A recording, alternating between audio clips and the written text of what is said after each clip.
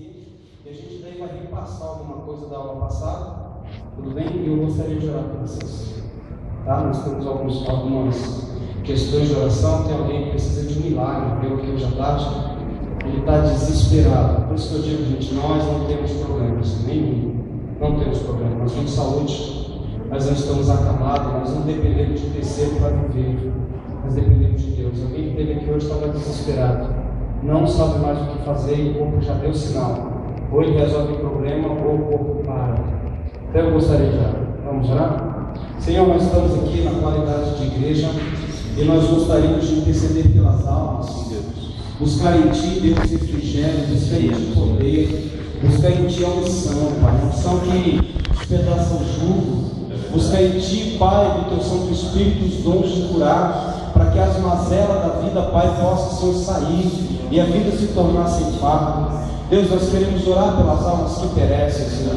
Nós não temos problemas, Deus, nós não temos problemas, tá? Perdoa-nos, ó Deus, quando nós reclamamos das coisas que nos angustiam. Perdoa, Deus, quando nós, Senhor, entramos na Tua presença com choramingos. Perdoa, Deus, perdoa, nós não temos problemas. Senhor, nós não temos o problema, Pai, da transversão, Senhor.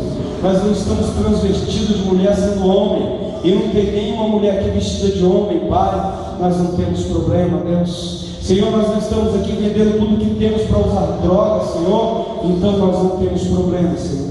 Nós não estamos acamados numa cama, sendo peso para uma família inteira, Deus. E a doença que consumiu todos os bens. Isso não está acontecendo conosco. Nós não temos problema, Deus. Nós não temos nenhum problema. Obrigado, Deus, pela saúde. Obrigado pela família que nós temos, Senhor. Obrigado pelo ar que nós respiramos, Deus. Obrigado. A cada dia que passa, Deus, eu vou me convencendo mais de que o Senhor é bom e a sua misericórdia dura para sempre. A cada dia que passa, Deus, eu vou me convencendo mais e mais que eu sou grato pelo ar que eu respiro, que eu sou grato pela fé que o Senhor colocou dentro de mim, para que eu possa te agradecer, Deus, porque de outra feita eu estaria aqui lamuriando, lamentando coisas pequenas e efêmeras, Senhor. Nos ajuda como pastores, nos ajuda como evangelistas que somos, nos ajuda, Senhor, como homens e mulheres de Deus que nós somos. Nos ajuda, Deus, nós não temos problema. Eu quero interceder, Pai, pelas almas que estão se perdendo. Eu quero orar, Deus, pelo crescimento, que o arrebanhar das almas, Pai, possa ter pastores, Senhor, e não mercenários. Que o arrebanhar das almas, Pai, possa ter homens e mulheres que vão lutar lado a lado, frente a frente, Deus, para que o lobo devorador não venha destruir o nosso rebanho. Senhor, em nome de Jesus, Pai, que o crescimento, Pai, de tudo aquilo que está previsto seja para a Tua glória. Seja o crescimento aqui no Uberaba, seja no Xaxim, seja em São José dos Pinhais, Senhor, seja em Jaguariaíba, ou seja em Piraquara, Deus. Seja onde os 12 gasofilaços estiverem, seja o Mirante da Mandaré, Deus, seja onde o Senhor mandar. Nós queremos orar pelo arrebanhamento, nós queremos orar por homens e mulheres que sejam pastores, que entendam a dor da alma, Deus, sem olhar para si próprio, Senhor. Nós queremos orar nessa noite, nós queremos buscar a Tua graça nessa noite. Eu quero pedir por um milagre, Deus. Toca nos exames médicos, toca no corpo, Deus. Alguém precisa respirar essa noite, Pai, e o corpo está dizendo que ele não vai respirar. Senhor, eu quero orar. Toca lá, Espírito Santo, com o Teu dom de curar. Toca lá e começa a fazer um reboliço no corpo, começa a fazer um reboliço nos órgãos, começa a fazer, Espírito Santo. Você pode. Os dons estão em você, e quando você sopra onde você quer, que seja o Teu querer hoje soprar no corpo daquele homem para a glória do nome do Senhor. Deus, nos ajuda, Pai, nos compadecemos, Pai, daqueles que estão perecendo, Senhor, e no nome do Senhor Jesus, ó Deus, nós estamos orando e buscando a Tua face, para que o Teu nome seja exaltado, o Teu nome, e seja glorificado em nós. É assim que nós estamos orando, em nome do Pai, do Filho e do Espírito Santo de Deus. Amém. Amém, queridos? Apocalipse capítulo 3, do versículo 17 a seguir. A Bíblia vai dizendo assim, aliás, do versículo 14 a seguir: e ao anjo da igreja que está em Laodiceia escreve: isto diz o Amém, a testemunha fiel e verdadeira, o princípio da criação de Deus. Eu sei as tuas obras, que nem és frio e nem quente. Oxalá foras frio ou quente. Assim, porque és morno e não és frio nem quente, eu vomitar-te-ei da minha boca.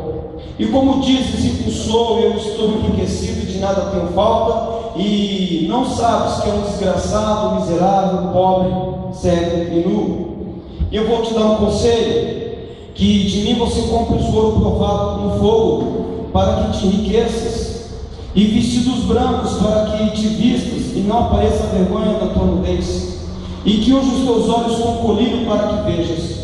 Eu repreendo, eu castigo todos quanto amo. Se pois zeloso e arrepende, eis que estou à porta e bato. E se alguém ouvir a minha voz e abrir a porta, eu entrarei em sua casa, como ele serei, e ele comigo. E ao que vencer, eu lhe concederei que se assente comigo no meu trono, assim como eu venci, eu me assentei com o meu Pai no meu trono. Quem tem ouvidos, ouça o que o Espírito diz às igrejas.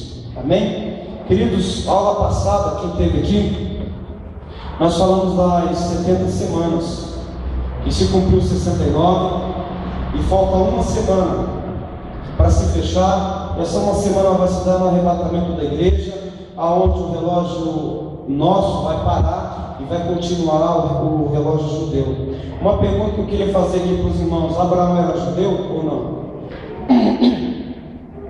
Era judeu? Não era judeu? A partir de Abraão que gerou o judaísmo? Foi isso mesmo? De Jacó. De Jacó. Então Abraão não era judeu, ok? Noé era judeu? Não. Não? Então, desde quando o povo é povo de Deus? A partir das 12 tribos, tá? Veja bem, para você entender uma coisa aqui. 70 semanas vão acontecer. O exílio babilônico aconteceu. Aí a Babilônia pede para a Medo-Pérsia. A Medo-Pérsia toma a Babilônia. E dentro desses dois reinados vem quem? Vem o rei Artaxerxes, que libera o povo de Israel. Quando libera o povo de Israel, vai ficar faltando uma semana para se cumprir as 70 semanas que Daniel falou. E dentro dessas 70 semanas está incluído a restauração total e completa de Jerusalém. E aí, quando ele libera esse povo, o relógio dos judeus para. E no parar o relógio judeu, começa o nosso relógio. Começa a sexta dispensação, que é a dispensação da graça. E aí a gente vai aprendendo da seguinte maneira, que esse relógio volta a funcionar simplesmente depois que a igreja é arrebatada, levada assunto ao céu. Então daí começa de novo o relógio do calendário judeu, ele vai funcionar novamente. E quando ele funcionar, então nós teremos aqui um arrebanhamento de todos os judeus que estão esparramados sobre a face da terra. Todos os judeus que estão esparramados na face da terra, eles serão unidos de volta. E aí então vai começar a acontecer o maior cataclisma que nós já temos visto na história, onde nós veremos homens ressuscitarem, onde nós veremos, nós não, quem estiver aqui verá o homem ressuscitado da iniquidade, fogo cair do céu, sinal nas nuvens, sinais do céu, e os homens ficaram perplexos. Então a minha pergunta é: qual que é a primeira dispensação que nós temos? A segunda? A terceira? A quarta? A quinta? A sexta? E a sétima? Tribulação, tá? Entendendo esses 7 períodos aí, quando você entende isso daqui, você começa a focar no que é que nós estamos vivendo. Nós estamos vivendo a sexta dispensação, que é a dispensação da graça. E graça é o que? Do imerecido. Veremos a grande tribulação?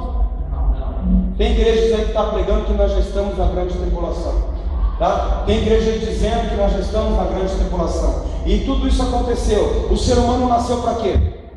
Alguém sabe? Para que você nasceu, Paulo? Você nasceu para quê, isso aí?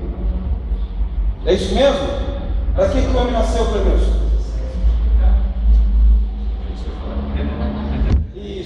Tá? Aqui na terra, o homem nasceu para fecundar, para se multiplicar. A razão da vida humana sempre foi essa. Deus vai escrever na Bíblia: não é bom que o homem esteja só. É homem, porque no céu só tem a tal da presença masculina, né? E de modo tal que fizeram a Bíblia da mulher. E com isso, fazendo a Bíblia da mulher, está querendo se dizer que isso aqui é machista. E a Bíblia vai dizer o seguinte: não é bom que a alma viva Só. Isso tem tudo a ver com o que nós vamos aprender nessa noite. O homem nasceu para procriar. O menino vai nascendo, à medida que ele vai crescendo, e a menina também vai crescendo, eles vão descobrindo o quê? Os seus próprios corpos.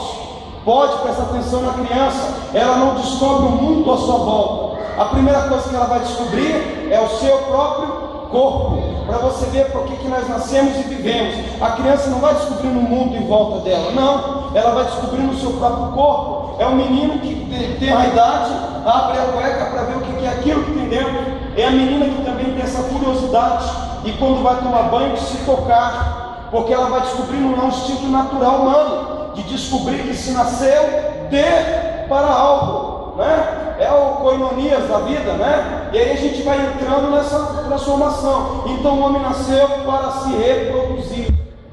E à medida que você cresce e se reproduz, você vai começar a ensinar os teus filhos sobre o quê?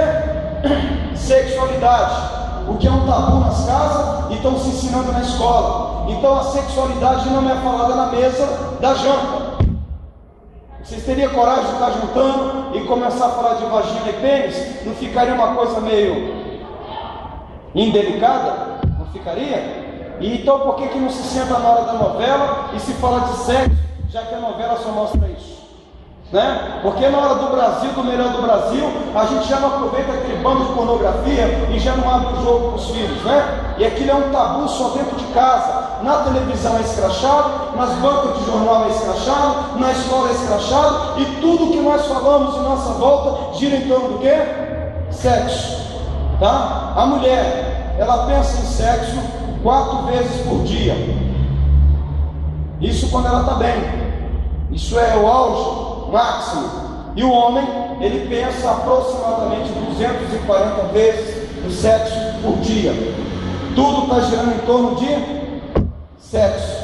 A tua calmaria depende do sexo. O teu bem-estar depende do sexo. A tua casa para estar bem depende do sexo. Então tudo gira em torno do quê? Do sexo. A televisão vende o quê? Sexo. As propagandas vendem o quê? Sexo. Por onde você é? Você está respirando o quê? Sexo. O Brasil é um país tropical, de modo tal que roupas poucas é coisa normal aqui. Se nós morássemos no Rio de Janeiro, provavelmente no finalzinho da tarde nós iríamos estar de sunga na beira da praia, e aquilo é uma coisa normal. Se alguém morasse aqui em algumas praias catarinenses, finalzinho da tarde você estaria na praia de nudismo, e isso é uma coisa para eles normal. Lá na Alemanha é liberado nos bosques você fazer o topless ou tomar sol nu, porque lá o sol se põe meia-noite, 2, 3 horas da manhã. Então é nesse horário que eles vão para a praça e ficam completamente nus, né? Deus destruiu Sodoma e Gomorra por causa do quê? Do sexo. Por que Deus mandou Moisés descer do monte quando eles fizeram o bezerro? Não foi só pelo bezerro, mas foi sobre o quê? Sobre o que estava acontecendo debaixo do bezerro. Homens se formando com mulheres, e aquela orgia começou, e aquilo ali foi tomando como cultura do mundo. De modo que nós temos o carnaval no Brasil, que é uma orgia liberada. Tudo corre em torno do quê? Do sexo. Do sexo. E nós falamos na aula passada, se Adão podia manter relação com Eva, com as filhas, e os filhos de Eva podiam se deitar com ela, porque hoje nós não podemos fazer a mesma coisa, né? Porque quando o homem vai adquirindo pecado seu próprio e vai se contaminando com demônios, o gene do homem vai cada vez mais se sujando, de modo tal que Deus vai deixar uma lei em Levítico que é proibido o homem descobrir a nudez da sua mãe, pecado é proibido o pai descobrir a nudez da filha, pecado proibido o filho se deitar com a irmã, pecado e Levítico vai dizendo o que é pecado, pecado, porque Deus ele quer corrigir algo dentro de nós. Eu já falei para vocês que havia uma família nos Estados Unidos que eles pegaram, só mantinham relação entre eles, que era os Bilderberg. Eles mantinham relação só entre eles, porque eles queriam fazer o que Hitler fez, criar uma raça pura. Eles descobriram que começou a nascer muito mongo, muito débil mental. Aí descobriram que os cromossomos eram iguais, e por isso dava essa situação toda. Então, hoje, eu quero falar da dispensação da graça. Eu quero falar de uma coisa que você não entendeu ainda. Ainda que o Apocalipse esteja acontecendo, nós não iremos ver o seu ápice, o seu auge. Nós estaremos na glória com Cristo, tá? Eu quero falar para vocês a primeira dispensação, que é da inocência. A segunda dispensação, qual que é? E a terceira? Ótimo, vamos falar do governo humano aqui. Anota aí, Talmus. Talmus. Anota essa palavra aí, Talmus. Talmus. Anote essa palavra. Talmus. Eu vou dar nomes hoje. E talvez vocês absorvam um pouco de demoniologia, tá? Vamos falar um pouco disso aqui. Talmus é o elemento responsável pela criação da Torre de Babel, tá? Ele que foi o arquiteto, o grão-mestre da arquitetura da Torre de Babel, tá? Não bastante isso, nós vemos em 11 de setembro o derrubado World Trade Center, que traduzido quer dizer o eixo do mundo, tá? Eram os prédios mais altos que havia no mundo. Agora os prédios mais altos que tem são as Torres Gêmeas de Kuala Lumpur, na Malásia. E eu não tenho ideia se existe algum outro prédio mais alto do que aqueles dois, tá? E aquilo ali é uma simbologia da Torre de Babel. Todos os prédios, edifícios, são uma simbologia da Torre de Babel, tá? Para você entender melhor. Você vai andar por aí nas cidades, você vai encontrar um obelisco, um objeto pontudo, grande, alto. Por que eles colocaram isso em determinadas cidades? Em Washington, frente da Casa Branca, tem um grande obelisco. Por que é que tem aquilo lá? Alguém sabe? Quem está aqui de Curitiba e vai para São José, vocês já viram uma cúpula que tem na entrada de São José? Vocês já viram? Aquilo simboliza um órgão feminino, uma vagina, é redondo. Como é que é a cúpula da Casa Branca? A cúpula, ela é assim. Aí na frente tem um obelisco. O obelisco simboliza um pênis. Quem criou aquilo ali foi a maçonaria, para dizer para Deus que estão esfregando pênis na cara de Deus. Tudo gira em torno do sexo. E Talmud vai saber lidar com isso, com perversidade. E nós vamos descobrir o caminhar da história aqui. Aí você vai ali em São José, tem uma entrada que é tipo uma bobada. Vocês viram a mesquita de Omar em Jerusalém? É uma bobada feita de ouro, tá? E todo mundo entende que porque ali morreu, tá os ossos do pai Abraão. Todo mundo entende que aquilo ali é santo, quando aquilo ali é uma das maiores perversidades que tem. Seria uma vagina dourada. Então nós estamos falando do sexo em todos os lugares em que vamos. E o responsável de tudo isso é um elemento chamado Talmud. Ele foi o demônio que, encarnado, começou a colocar na mente humana a maçonaria que ele queria que se colocasse. Isso nós estamos falando do período do governo humano. Foi no governo humano que os portais se abriram. Foi no governo humano que tudo começou para chegar onde nós estamos chegando e aonde vai se seguir a humanidade. Foi no governo humano que já estava escrito que se escrever nas pedras da Geórgia. Foi no governo humano. Foi no governo humano que já estava pré-determinado a criação das pirâmides. Foi no governo humano que já estava pré-escrito o calendário maia. Foi no governo humano que já estava pré-escrito todas as datas que hoje nós temos. Foi no governo humano, porque quem estava governando era o governo humano. Quando Deus traz a lei, guarda isso aí, que é a quarta dispensação, aliás a quinta, na quinta dispensação Deus traz a lei. E na quinta dispensação, quem governa, anota aí, é um governo teocrático. É um governo teocrático. Ou seja, o governo de Deus. Deus teve que tomar as rédeas da coisa depois do período do governo humano, depois do período patriarcal. Deus teve que tomar as rédeas da coisa e colocar o governo dele. É o governo teocrático. Hoje nós vivemos um governo democrático. Nota aí, a coisa saiu da mão dele de novo e voltou para a mão do homem. E nós estamos vivendo o sexto período, a sexta dispensação. Coloca aí na frente da sexta dispensação: democracia.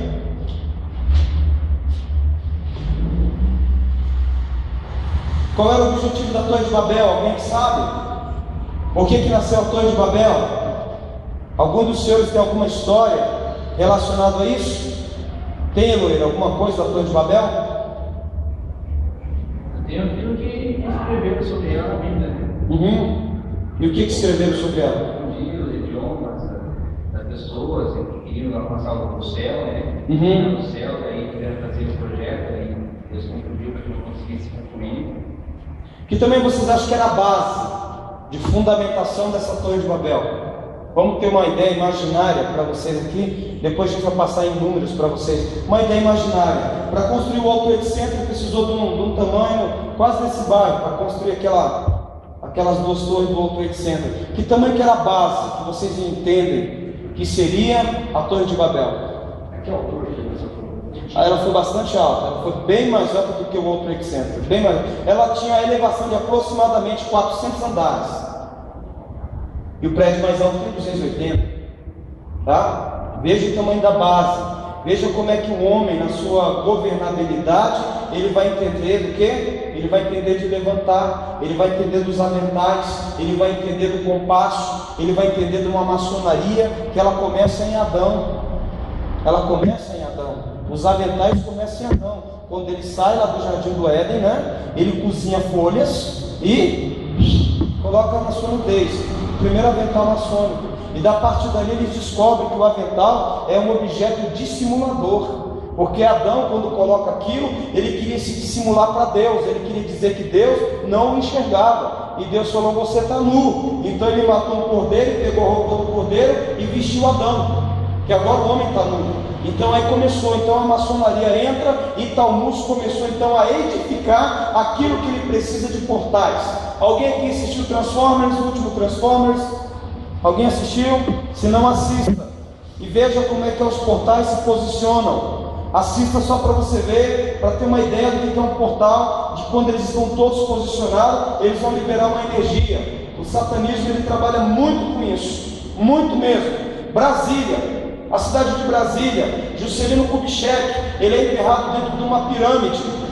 E fora da pirâmide lá em Brasília, eu quando criança, que eu sou de lá, eu ia muito naquele lugar. Mas eu nunca entrei naquele lugar, aquele sarcófago lá. E assim, do lado tem uma coifa grande, é a mesma arma que a morte usa, é uma coifa grande, e ele está com a mão direita erguida para o lado de Goiás. E eu não entendia o porquê aquilo. E havia-se muitas brincadeiras, dizendo que a estátua estava ali para dizer chega de goiano em Brasília, né? Eu achava que era aquilo e eu não sabia. Juscelino Kubitschek, ele vai se auto-intitular da dinastia faraônica, filho da geração de Horus. Então ele é enterrado dentro de uma pirâmide, ok? Aí vem o Oscar Niemeyer e desenha Brasília, na formatura de um avião. E nós temos o Congresso Nacional, que é duas torres, certo? Uma virada para baixo, tem as duas torres, e temos uma virada para baixo e outra para cima. Onde o presidente Lula morava, chama-se Granja do Torto. Vocês conseguem associar isso à sexualidade ou não? A bacia só foi virada para cima para não dar a entender que era um pênis erguido, só por isso. Aí colocaram uma bacia para baixo e outra para cima. Se nós pegássemos as duas bacias e colocava para baixo, o que nós iríamos ter ali?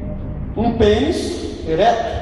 E Granja do Torto, por quê? Porque é um órgão masculino com deficiência. Havia muitas orgias e criaram aquilo ali, e ali que é onde o presidente fica, a Granja do Torto.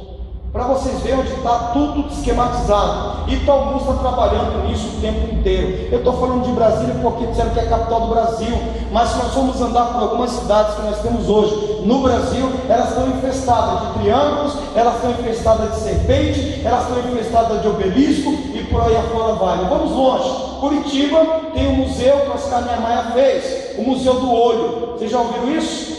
E do lado de fora do museu tem uma serpente que sai fora da terra. Nós fomos lá fazer um ato profético, e uma irmã que era profeta, mas talvez não tivesse tanta profundidade na história, ela falou: pastor, se ali tem um olho, onde é que está o outro olho? Onde é que está a boca? Está se fazendo alguma coisa? Aí a Jocum fez um mapeamento, e segundo a lição deles, eles vão dizer que a boca, ela está ali no bairro São Francisco, onde tem um cavalo que libera água na boca dele. Você sabe onde fica a catedral ali do bairro São Francisco, no Largo da Ordem? Então dizem que é ali. Mas aí depois disso a gente começou a estudar e buscar em Deus e descobriu que não é isso. que Oscar Niemeyer colocou aquele museu de um olho só, uma atribuição a Horus, porque Curitiba é conhecida como a capital da oração, e nada melhor do que a capital da oração ter um símbolo tão imponente como aquele, para dizer que quem manda em Curitiba é Horus. Só para vocês entenderem melhor, e quem está por trás de tudo isso é o tal do Taumuz. Anota bem esse nome. Esse anjo caído, ele é responsável por toda a arquitetura de portais. Aqui no Brasil, nós temos 3 portais tridimensionais. No Brasil, nós temos 3 portais tridimensionais. Por que eu estou falando de batalha espiritual hoje? Porque isso nasceu no governo humano. Isso nasceu no governo humano. Eles precisaram exauridamente humana, fresca, toda a habilidade que eles tinham para poder nos destruir, tá? Então veja bem, Taumuz ele vai fazer isso. E o que nós temos aqui hoje? Estamos falando de batalha espiritual. E a batalha espiritual, ela é feita de portais. E nós temos 3 portais tridimensional. Um em Salvador, que foi o primeiro de todos eles, porque foi por ali aonde chegou a primeira base satanista. O segundo, Rio de Janeiro, onde era a capital do Brasil antes.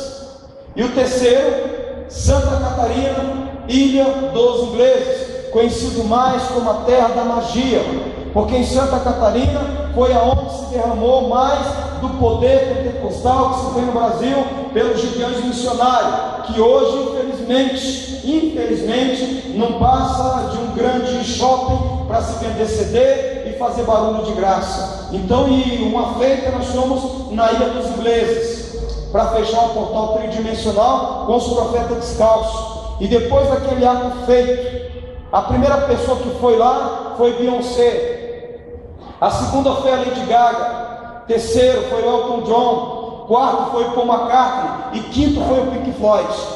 Todas essas pessoas foram lá para sacrifício, para que esse portal tridimensional fosse aberto novamente. Não se abre portal sem sangue, não se abre portal sem consentimento humano, não se abre portal sem que o humano seja devidamente tomado a sua mente e dizer: eu quero derramar sangue para que isso se abra. Então o moço entende isso, e aí ele vai pegar um moço que vai casar com a mãe dele, e dessa geração vai nascer um menino. E aí esse moço vai morrer, e do lado da sepultura dele vai nascer um pinheirinho. E aí nós vamos ter a história do Natal. Taumuz estava atrás de tudo isso. João Carlos, quem levantou a Torre de Babel? Quem que levantou a Torre de Babel? Humanamente falando. Nimrod. Foi o Nimrod que vai se deitar com a mãe. Aí ele morre, do lado da sepultura de Nimrod vai nascer um pinheiro. E esse pinheiro, então, o demônio Taumuz vai dizer que a mãe tem que sacrificar crianças ali, para que o filho seja ressuscitado. E ali tem tudo a ver. Taumuz já estava fazendo um experimento. Eu vou ligar vocês agora ao Papa, tá? Taumuz já estava fazendo um experimento para uma ressurreição humana. Eles cortavam a cabeça das crianças, penduravam na árvore, que é aquela bolinha de Natal, e pegavam então o intestino grosso da criança e enrolavam na árvore inteira, que aqui a gente conhece como guirlanda. E aí nasceu o tal do Natal. E aí começou. Não havia uma data específica, tipo dia 25 de dezembro, que não era, porque isso corria no mês de outubro inteiro. Era no outubro inteiro que acontecia essa evocação.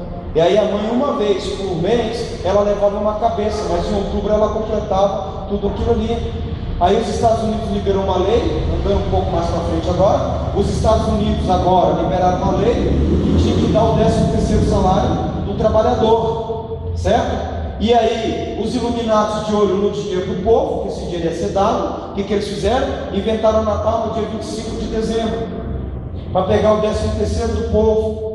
E daí vem a Coca-Cola e pega então o Santa Claus, que seria um padre, né, que andava por aí distribuindo presente, e coloca uma roupa nele branca e vermelha. E se ele era um padre que estava dando verdadeiramente presentes para a criança, eles cometeram o maior furo do mundo, porque agora o Papai Noel tem a Mamãe Noel, e o João sabe que padre que é padre não tem esposa. E como é que o Papai Noel, que era um padre, agora tem a tal da Mamãe Noel? ele virou prostituto? Então, para vocês entenderem melhor, que tudo nasceu lá atrás, e nada do que nós temos hoje é novo. Por isso que Salomão vai escrever em Eclesiastes: não existe nada, absolutamente nada, em cima da terra e debaixo do sol que seja novo. Nada. Tudo isso aconteceu lá atrás. E Talmud aí ele vai arquitetar, ele vai começar a arquitetar agora uma projeção de destruição. E há quem diga que no centro das pirâmides existe algo ali dentro, feito, formado, de onde vai se emanar um dos maiores poderes que existe na face da terra. Alguém sabe me dizer onde está situado as pirâmides hoje? E o Egito é terra de quê? Terra de cão, né? O filho que abusa do pai sexualmente, terra de cão. E eu queria que vocês abrissem em Ezequiel 27. Abre por gentileza Ezequiel 27.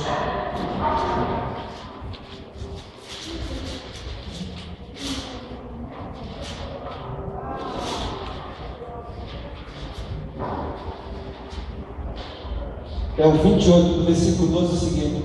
Ezequiel 28 do versículo 12 seguinte. Vamos aprender a história, como ela é perante a luz da Bíblia. Que uma coisa é eu falar, outra coisa é a Bíblia dizer, vai ficar bem mais fácil. Ezequiel 28 diz assim, ó, no versículo 11 a seguir: veio mais a minha palavra do Senhor, dizendo: filho do homem, levanta uma lamentação sobre o rei de Tiro, e diz-lhe: assim diz o Senhor Jeová, tu és o aferidor de medidas, cheio de sabedoria e perfeito em formosura. Alguém que sabe me dizer o que é um aferidor de medidas? Você sabe o que é um aferidor de medidas? Sabe ou não? É, o relógio hoje tem 24 horas.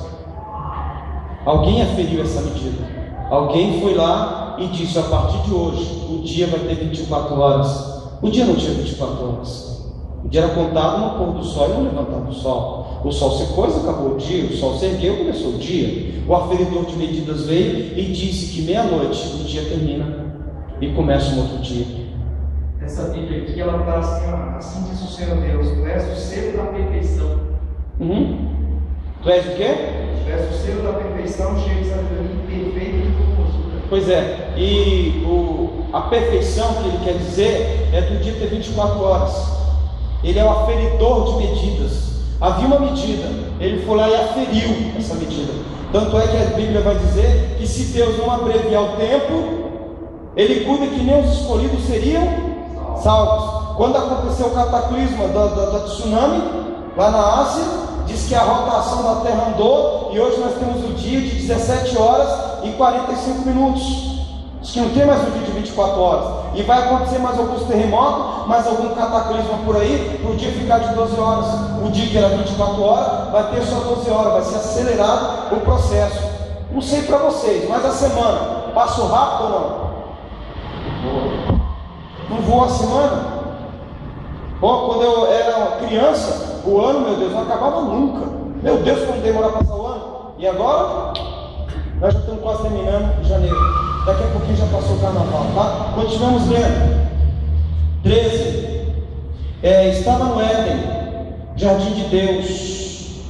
Toda a pedra preciosa era a tua cobertura: a sardônia, o topázio, o diamante, a turquesa, o ônix, o jaspe, a safira, o carbunclo, a esmeralda e o ouro.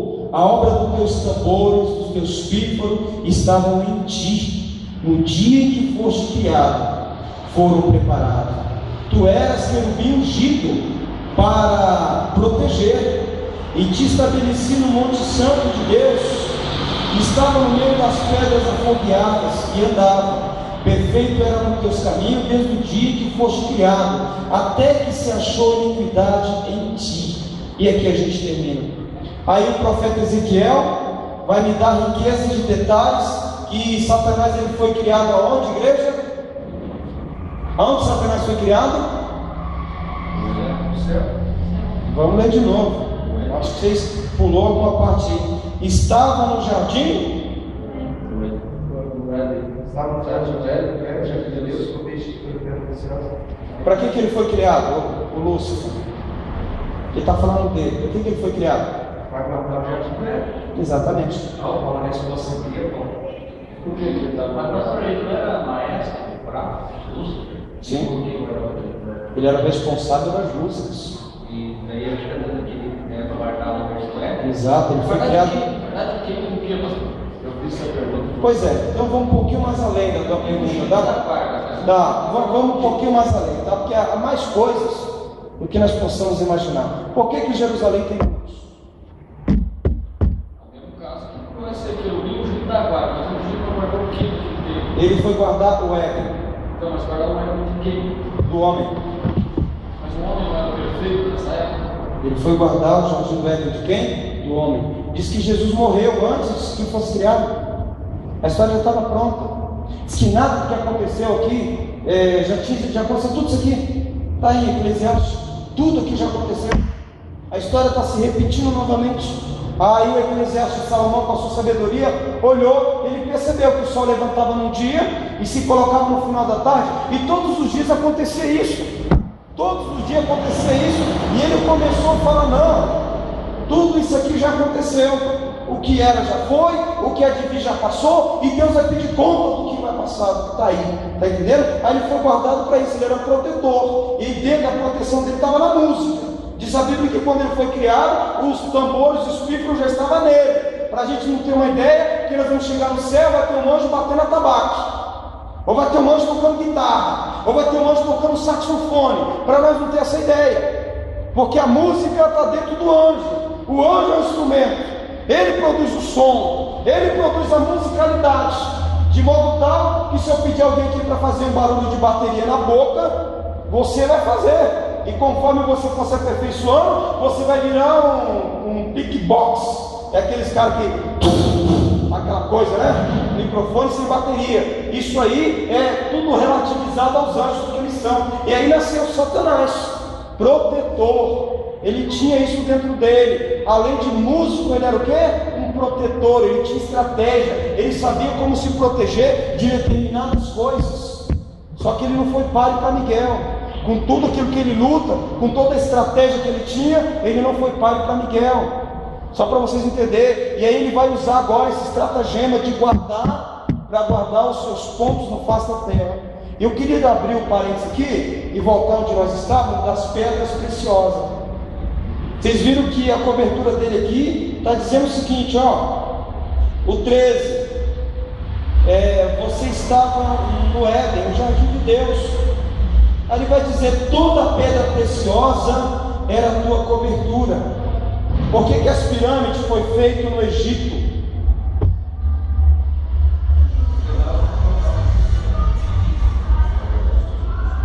Tá? Por que as pirâmides foram feitas no Egito?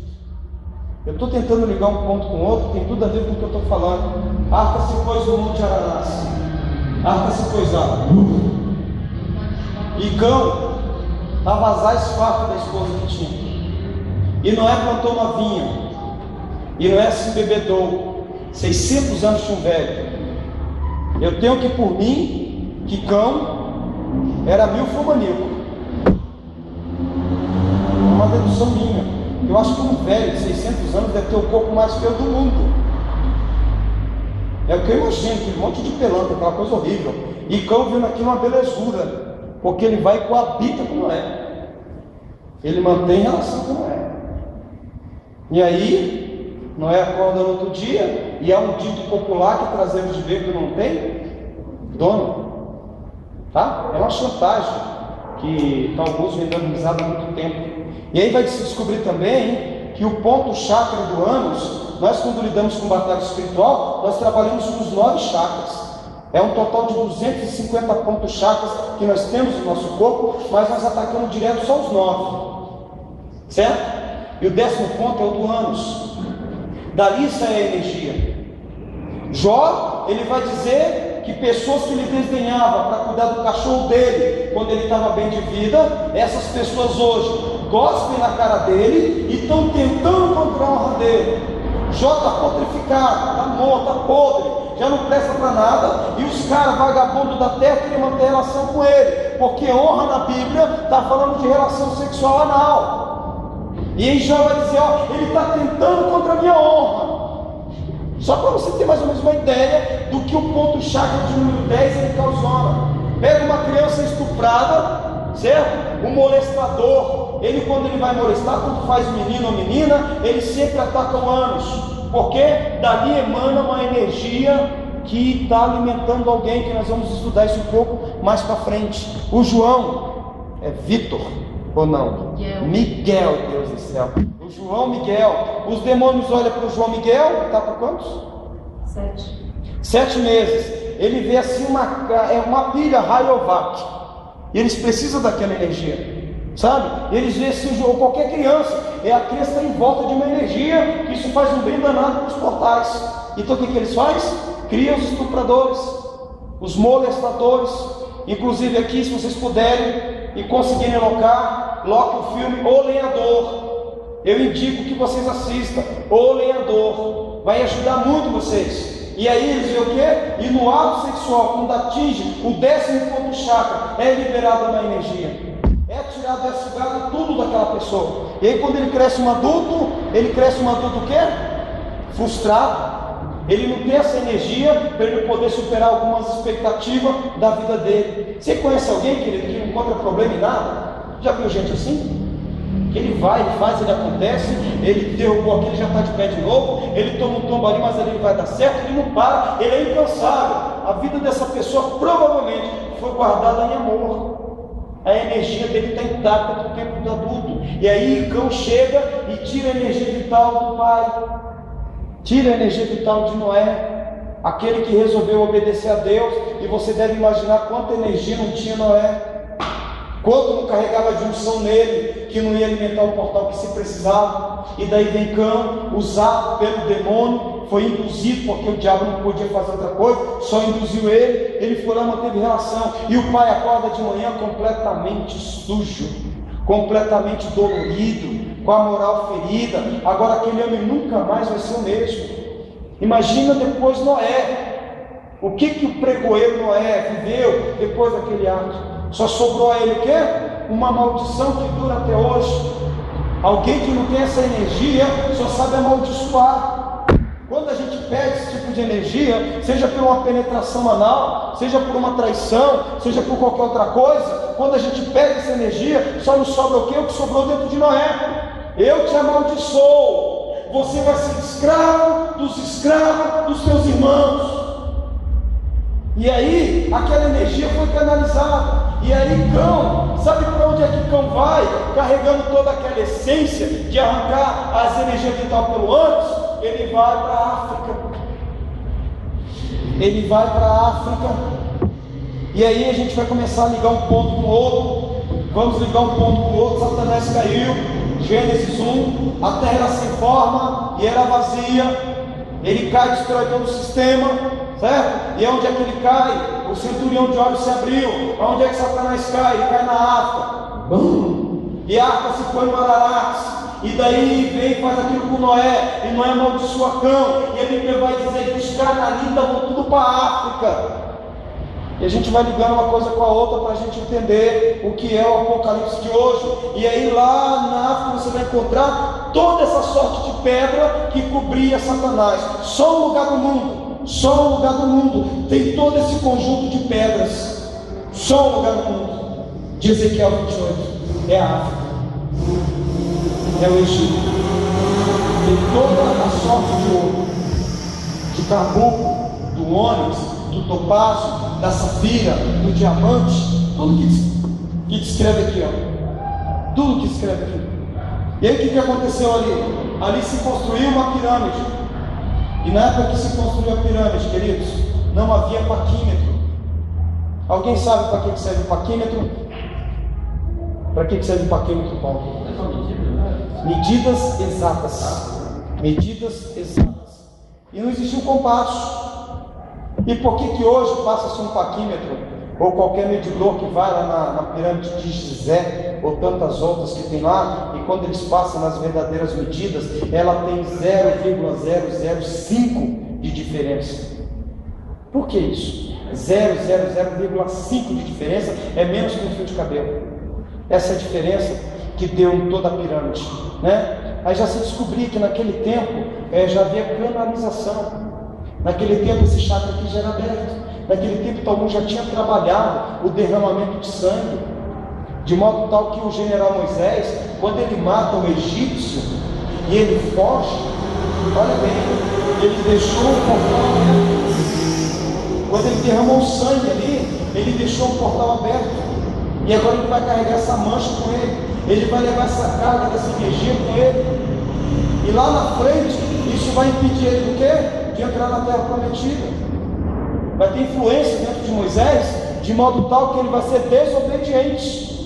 Alguém sabe o que significa a palavra relativização? Relativizar. Alguém sabe o que significa essa palavra? Clemilson. Relativizar. Eloí. O que significa essa palavra, Eloí? Você que estuda, lê. Relativizar. É muito simples, eu não entenderia. Eu não entendo o que é relativizar e nem isso que você acabou de falar. Graciela, você que leu e gosta de ler, o que é a palavra relativizar? Paulo? Slane? Não lembro. Bernadette? Não. Relativizar, dizer que a verdade não existe. Dizer que a verdade não existe. Por isso que a gente falar, isso daí é relativo. É relativo, certo? Tá? Então Moisés relativizou e Deus manda ele tocar na rocha.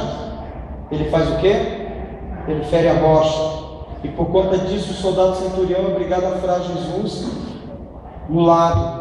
Porque se Moisés não tivesse ferido a rocha, aí o centurião não ia cutucar o lado de Jesus. E Paulo vai dizer em Coríntios 10 que aquela rocha é Jesus. Nada é por acaso, absolutamente nada que vocês estão vendo na história é por acaso. O ferir daquela rocha tem a ver com Gênesis 3:15. Esse lhe ferirá, esse lhe esmagará a cabeça, e esse lhe ferirá o calcanhar. Essa ferida, essa chaga que tem aí, que foi feita em Cristo do lado, né? E aqui a gente está vendo aqui que quando construiu as pirâmides, ela foi um portal, ela foi colocada para uma determinada situação.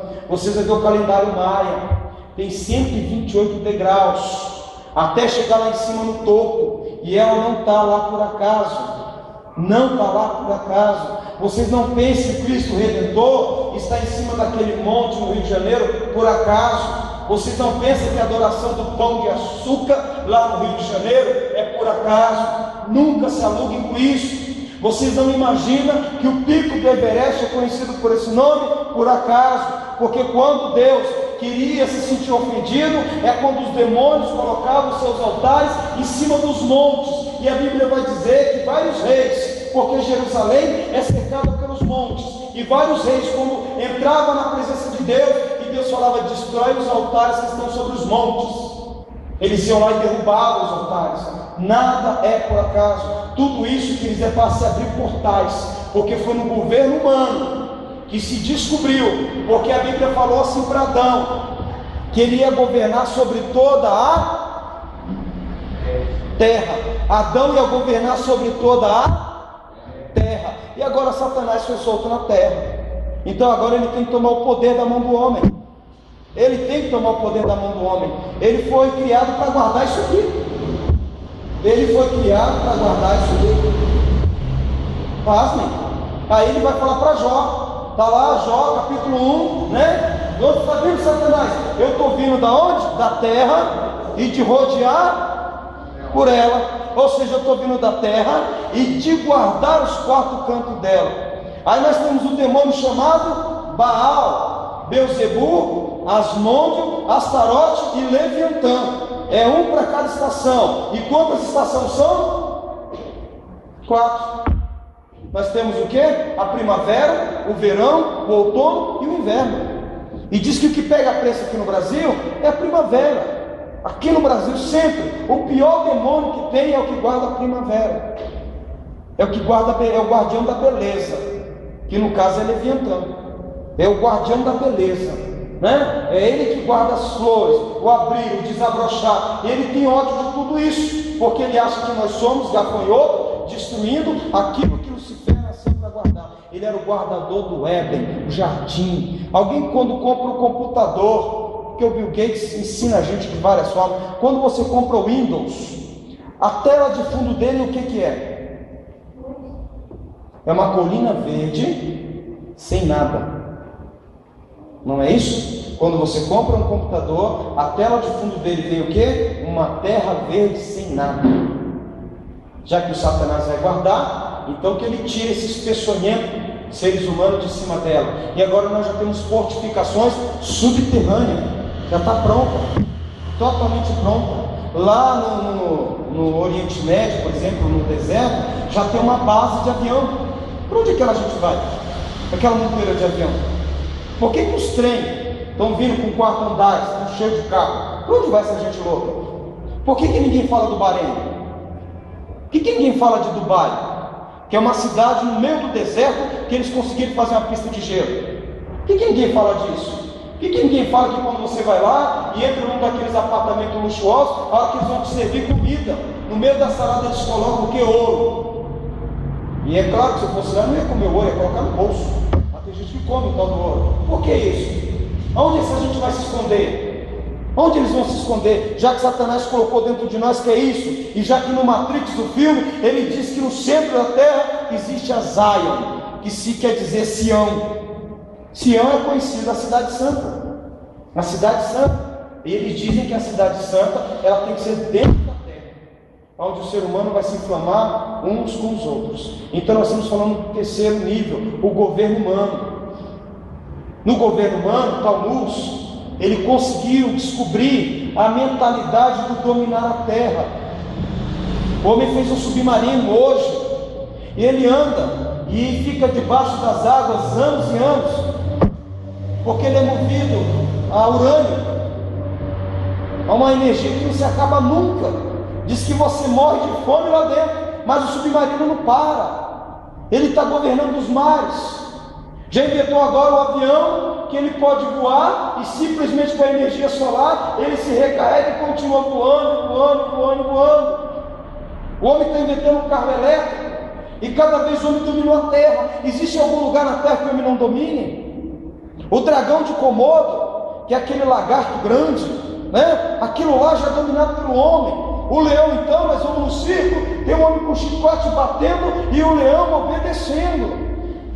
O que o homem não domina hoje? Existe alguma coisa que o homem não domina? E há um jargão dizendo que o céu é o limite, porque agora o homem disse que vai sair da terra. Eu queria que você abrisse Obadias. Obadias é um livro assim, não é fácil achar não, viu? Obadias é um livro pequeno. Obadias você vai achar aqui, ó, Amós, e você já acha Obadias. Você não me avisou, Eloy? Falta 2 minutos para 9. Só vou ler Obadias e eu vou buscar o café. Amém? Que hoje a Giovana e a Vanessa não estão aqui, foram se queimar. E bom que está gravado para elas ouvirem isso. Obadias capítulo 1, versículo 4. Vamos ler só o 3. Olha aqui assim, ó. A soberba do teu coração te enganou, e como que habita nas fendas das rochas, na sua alta morada, diz o seu coração: quem me derribará em terra? E se te elevares como águia, e puseres o teu ninho entre as estrelas, dali te derribarei, diz o Senhor. Amém? Eu vou ler de novo 4 e nós vamos para o café. Olha o que está dizendo aqui da NASA. Olha o que está dizendo aqui. E se te elevares como águia, e te puseres o teu ninho entre as estrelas, dali eu te derribarei, diz o Senhor. Dizendo que o homem vai chegar onde? Que ele dominou a terra. Amém? Vamos dar uma pausa, vou lá em cima e já voltamos.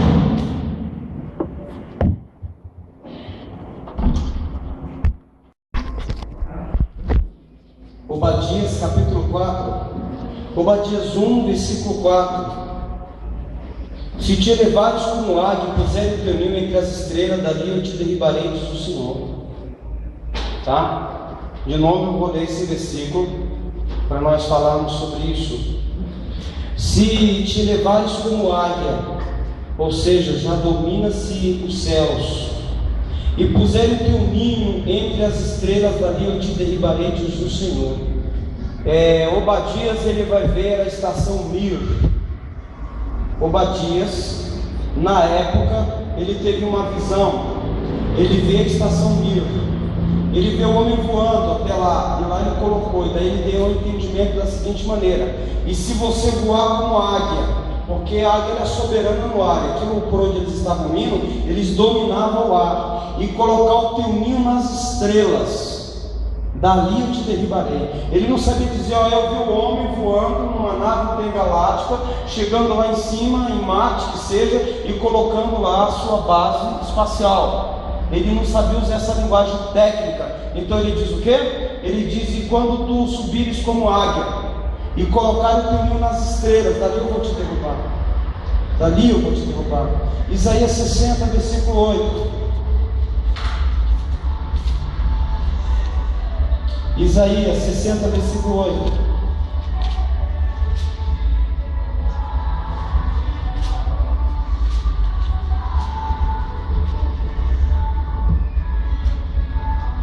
Isaías 60, versículo 8. Quem são estes que vêm voando como nuvens e como pombas às suas janelas? Tá? Isaías teve uma visão do povo judeu voltando de avião para casa. Ele não sabia dizer que era um avião. Aí ele vai usar essa expressão: quem são estes que vêm voando como nuvens e como pombas às suas asas e janelas? Quem são esses que vêm voando como nuvens e como pombas nas suas janelas? Ele viu o avião e viu o povo na janelinha do avião. Ele olhou aquilo e ele vai dizer que aquilo é igual pomba dentro da sua janelinha. Os profetas ouviam coisas de agora, só que eles não sabiam dizer da forma que nós sabemos, tecnologicamente falando. E a Bíblia vai dizer para Adão: você vai dominar sobre toda a terra. E aí o homem dominando a terra, agora ele resolve que vai dominar a galáxia, agora ele quer dominar o universo. Agora o homem quer fazer um ninho dele nas estrelas. E agora Deus vai dizer o que diz para Daniel, que o anticristo, ele vai ser um homem muito inteligente, e que a ciência vai se multiplicar, e que por conta da ciência se multiplicar, isso tem tudo a ver com o governo humano lá atrás. E o governo humano lá atrás, eles também já estavam querendo dominar tudo. E nós voltamos à base do ensinamento, que nós estamos falando, não é da inocência, e nem estamos falando da segunda, nós estamos falando da terceira. Nós estamos falando sobre o quê? E o quarto é o quê? Vocês vão ter que ler de novo. É o quê? É o quê? Vamos voltar porque desse aprende. Inocência. 2. 3, 4, 5, 6, 7. Isso tem que ser decorado. É meio complicado, mas tem que ser, para quando a gente começar a falar, vocês já vão ligar uma coisa com a outra. Nós estamos no 3 falando do governo humano, e o governo humano é ligado a Nirod, e o governo humano é ligado à Torre de Babel, e o governo humano é ligado a Talmud. E o governo humano é ligado a isso, tá? Inocência, primeira coisa, inocência é ligado à perfeição, é ligado a Deus, é ligado a tudo aquilo que resplandece no céu, né? Vocês vão ter que ligar uma coisa com a outra. Então hoje nós estamos no 3, onde um demônio chamado Talmud, ele descobre que essa subversão a Deus vai atrair alguma coisa que eles precisavam na face da terra. Quando Nirod resolve mandar levantar a torre, e a acusação, ou seja, a indução dele era a seguinte: gente, vamos levantar uma torre que vai dar até o céu, de modo que de qualquer lugar da terra que você quiser nos achar, é só olhar para a Torre de Babel. Olhando para ela, você sabe onde nós estamos, e vocês nunca vão se perder devido à imensidão da terra. Fora essa, a indução de Nirod. E eles começaram, aí chega Deus e diz: eia, descemos e vamos confundir o homem. Eia, descemos. Deus estava falando com quem? Com quem Deus estava falando ali? Eia, descemos e vamos lá e vamos confundir os homens, vamos dar outras línguas para os homens, tá? Existe uma conversa lá no céu de alto nível, conversa essa que anjo não escuta, conversa essa que pouquíssimas pessoas na salvação vai escutar. É a sala da audiência, onde os anjos temem ir. Então ali ele, olha lá, vamos descer e vamos confundir, ainda que Deus já sabia do plano.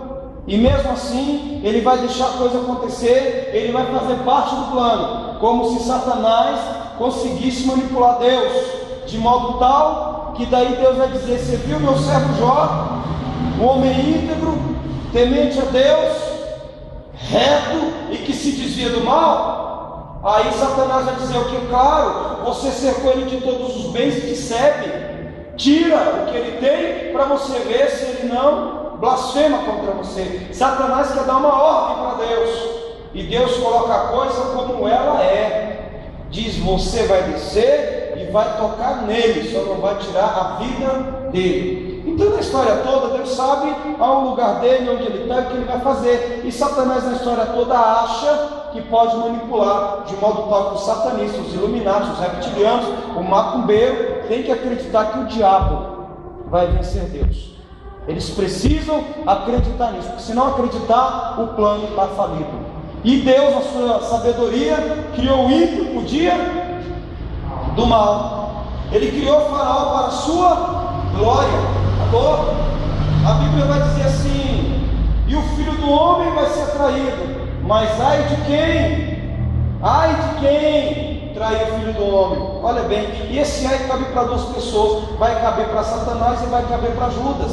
Diz que Adão era a semelhança de Deus, e Judas foi a semelhança do diabo. Olha, você vê quem é o ser humano. O ser humano, na sua forma, ele é mano a mano com Jesus, de modo tal que Deus vai dizer em Números 4. Abre a palavra de Deus em Números 4. Números 4. Eu vou pegar na minha boa e velha Bíblia, porque aqui eu me acho. Não é Números, querido, é Êxodo 4, por gentileza. Êxodo.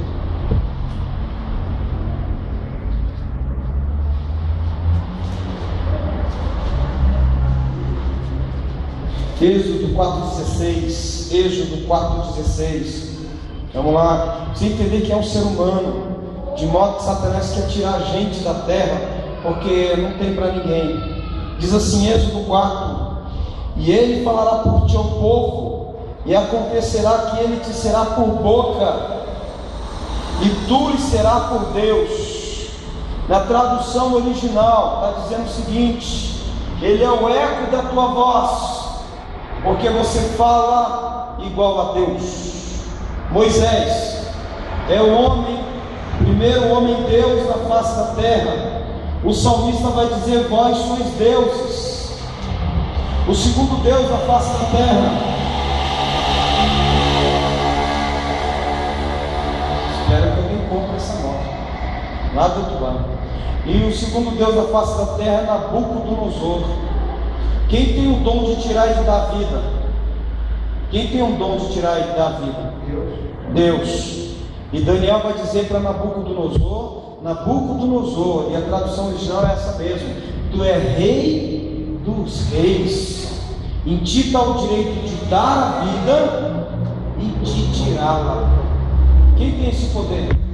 É somente Deus. Quem é o rei dos reis? E aí vem então Nabucodonosor, o segundo Deus. Então, para vocês entenderem melhor, o que eu quero ensinar é que o que eu estou falando para vocês, no governo humano, querido, o governo humano ele tem um nível de Deus, o governo humano tem um nível de Satanás. E aí então Musk, que é o investigador da história, ele começou a descobrir como é que se pega esse poder e usa em benefício próprio. E aí começou a abrir os portais. Satanás, para sair do Éden, teve que abrir um portal. É um pecado, teve que se abrir um portal. É o sangue do justo Abel. A Bíblia vai dizer do justo Abel. Você imagina o poder que não tinha esse sangue. Se o sangue de Jesus foi aquele que abriu o portal diretamente da terra para o céu, e não tem quem feche, porque a Bíblia diz que ele era um lenho verde, que nele não havia engano, na boca dele não saiu mentira nenhuma, ele era puro. Então você imagina a janela tridimensional que não se abriu, quando a Bíblia diz: o sangue do justo Abel até hoje clama. Só para vocês entenderem melhor, eu quero que você abra Apocalipse 12, versículo 10. Apocalipse 12, 10. O livro do Apocalipse 12, 10. Que daí depois que ele sai ali da terra, ele vai vir para um lugar, Satanás vai vir para um lugar. Apocalipse 12, 10 diz assim, ó: então eu ouvi uma grande voz do céu, proclamando: agora veio a salvação, o poder, o reino do nosso Deus, a autoridade do seu Cristo, pois foi expulso o acusador dos nossos irmãos, o mesmo que os acusa de dia e de noite diante do nosso Deus. Tá? Ele saiu da terra, porque o diabo ele tem que trabalhar na base da legalidade. Ele não pode entrar na tua casa e te tocar. Ele tem que subir lá em cima e levar para Deus uma acusação que dá direito legal a ele. E a Torre de Babel deu direito legal a Satanás de dominar a terra, porque a Bíblia diz: eia, confundamos a língua dos homens. Esparramou. Alguém sabe aqui como é que nasceram os índios? Alguém pode me dizer como é que nasceu o índio? De onde ele veio? Ou nós vamos ficar com o folclore de Monteiro Lobato, que ele nasceu do bambu, que a deusa Yara visitou a água do bambu, nasceu e de repente houve uma deficiência e o Saci Pererê saiu com a perna só. Não, né? Queridos, quando a torre é erguida e que eia, desçamos e confundamos a língua dos homens, então Deus desce e ele começa a transladação. E daí nós vamos ver em Atos dos Apóstolos 13, Filipe fazendo a transladação, porque no governo humano os chakras já eram alinhados por si só. Para vocês entenderem como é que alguém vai levantar pedras que pesam mais do que eles. Não somos formiga, a formiga carrega 7 vezes mais do que o seu próprio peso. O ser humano mal consegue carregar 2 vezes o seu peso. E como é que eles colocaram a torre de Gizé naquela perfeição? Como é que eles levantaram monumentos absurdamente grandes numa época que não havia guindaste, não havia muque para fazer isso? Nós humanos, nós somos a perfeita máquina que foi explorada pelos demônios, e hoje tudo que ele fez é para usar contra nós. Então, no governo humano, querido, descobriu-se todos os poderes da dominação da terra. Aí, para a gente crescer um pouquinho mais aqui nessa noite, Satanás está lá em cima nos acusando. Quem está aqui na terra governando? Clemilson. Satanás está lá em cima nos acusando, que ele fica de dia e de noite. Segundo a Bíblia nós estamos lendo. Quem governa a terra? Já que Satanás não é onisciente, quem governa a terra, Clemilson? Se movimentando, as carroças, os modelos, esse pessoal aí. É? Paulo, quem governa a terra?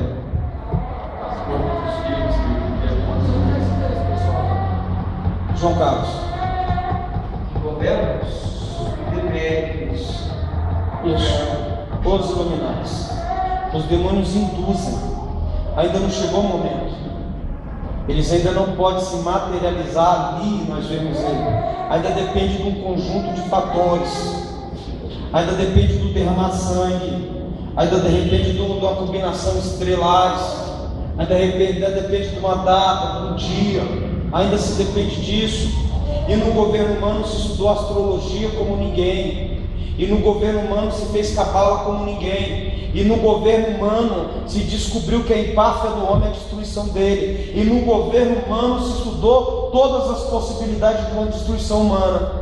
E deu-se para o homem o que ele queria. E tudo que o homem quer se traduz em uma palavra: poder. Poder. Quer conhecer o homem? Dê para ele poder.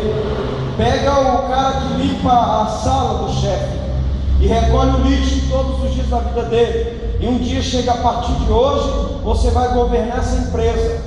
No outro dia, ele já vem vestido de paletó e gravata. Ele já não anda mais de cabeça baixa. Ele se alinha, estufa o peito, até o jeito de andar é diferente. Porque isso seduziu a gente desde o Éden. O homem já tinha o poder. Só que o homem queria ser igual a Deus. Essa foi a estratégia. Olha, se você comer o fruto do bem e do mal, você vai ser igual a Deus. E o homem sempre quis ser igual a Deus. Sempre, sempre, sempre. Se tem uma coisa hoje que nós estamos vendo por aí, são homens que se dizem de Deus, seduzidos pelo poder que tem, seduzidos pela roupa que veste, pelo sermão que fala, como se o sermão fosse deles, como se a palavra fosse deles, como se só naquele determinado lugar Deus operasse, ou como eu ouvi algumas vinhetas de rádio, o homem que fala com Deus, e Deus fala com ele. E aí você ouvir essa vinheta, ela é tendenciosa, porque daí você vai entender que então só aquele sujeito é que é o portador do ouvido de Deus, porque ele fala com Deus e Deus fala com ele. E não é assim. Isso é uma forma fantasiosa de encher o ego dos homens. Aí você vê por aí, igreja tal, ministério fulano de tal. Por que o nome dele tem que estar aliado ao ministério? Porque ele acha que ele é portador de um poder que outras denominações não têm. E isso torna igual a Lucifer. E não tem diferença nenhuma. De modo tal, e segundo o que a gente leu, a queda de Satanás, segundo Isaías 14, segundo Ezequiel 28 e segundo Paulo, se caiu por uma soberba. Por uma soberba. Já que ele era o guardador do Éden, já que ele tinha uma cobertura que anjo nenhum tinha, já que ele fazia coisas que anjo nenhum fazia, a Bíblia vai dizer que dentro dele surgiu algo que ele percebeu que ele era melhor do que os demais. Ele era melhor do que os querubins que guardam o trono, que fica em volta do trono dizendo santo, santo, santo, santo. Ele viu que ele era melhor do que aquela galera. Tem mais querubins, mas a Bíblia fala dos 4, mas tem muito mais que você possa imaginar. Ele percebeu que os arcanjos não se assemelhavam a ele. Ele percebeu que os anjos não se assemelhavam a ele. Aí a Bíblia vai dizer que a soberba foi achado dentro de ti. E a Bíblia vai compará-lo ao rei de Tiro, que foi um dos reis mais prepotentes que se teve na história, né? Ele tinha um narcismo dentro dele, porque narcismo é aquele cara da mitologia grega, né? Que ele nasceu filho de Eco, e de modo tal que ele era tão bonito, e disse que quando ele nasce, os deuses deu então uma premonição para ele, ó, ele vai viver muito, porque ele era muito bonito. A mãe perguntou, viu, o meu filho vai viver muito? E Eco foi fazer a pergunta, né? Que Eco, segundo a mitologia grega, era a fofoqueira da história. Ele disse que o adivinho disse, não, o seu filho vai viver muito, se ele não olhar para si próprio. E o narcisismo é isso. E daí o que acontece na história, na mitologia? Diz que o narcisismo, ele ia matando corações de pessoas. A própria mãe se apaixonou por ele. A própria mãe se apaixonou por ele, de tão bonito que era. E ele esnobou a mãe. E a mãe vai morrer anorexa dentro de uma caverna. E daí por conta disso, né, a Afrodite, que era muito amigo de Eco, viu aquilo e não gostou. E falou, eu vou amaldiçoar esse menino. E levou ele no bosque ele olhou, assim tinha um rio resplandecente, ele viu a imagem dele, e disse que a hora que ele viu a imagem dele, ele não conseguiu mais sair dali de tão bonito que ele era, e diz que ele mergulha dentro da água, em busca daquela coisa linda que ele viu, e morreu ali dentro. E isso é a história de Satanás. Ele se viu bonito, ele se olhou algo dentro dele, e achou que ele era alguma coisa. E para você ver a comparação, Isaías 53, ele vai dizer quem deu crédito à nossa pregação, a quem se manifestou o braço do Senhor, foi subindo como um renovo de uma terra seca, não tinha parecer e nem formosura, e olhando nós para ele, nenhuma beleza vimos para que o desejássemos. Era homem de dores, porque os bonitos não sentem dor, a impressão que dá, era homem de dores, experimentado nos trabalhos, um de quem se esconde o rosto. É difícil você achar um orelha seca bonito. A impressão que dá é que todo mundo que trabalha tem que ser feio, como se trabalhar fosse feio. E Jesus não vai usar do artifício da beleza, porque alguém já usou e se despegou lá de cima. E aí Jesus vai dizer para Lucas, né? E Lucas tem essa informação, em Lucas 10, 19, 18: eu via Satanás como um raio cair do céu. Eu via Satanás como um raio cair do céu. E nós sabemos que o raio, ele só acontece quando o choque negativo e positivo das nuvens se encontram, e ali sai o raio. Ou seja, houve uma batalha lá em cima para que se despencasse o raio, a coisa bonita caísse. O narcismo do céu era Lúcifer. E Jesus não vai usar esse artifício, ele não vai usar a beleza. E o que hoje a gente vê por aí são os Lúcifer nos púlpitos, usando-se da vaidade que tem em si próprio. Novamente o governo humano está em pauta, a democratização, né? O governar dos homens, o governar da mente humana novamente. E ela alcançou agora a igreja, e agora tem que se vestir o Giorgio Armani, não é? Porque faz bem a imagem e as pessoas vão gostar daquela aparência bonita. Não se é o que é, se vai para as academias, né? E alguém quase me seduziu a fazer exercício. Faltou unção, João.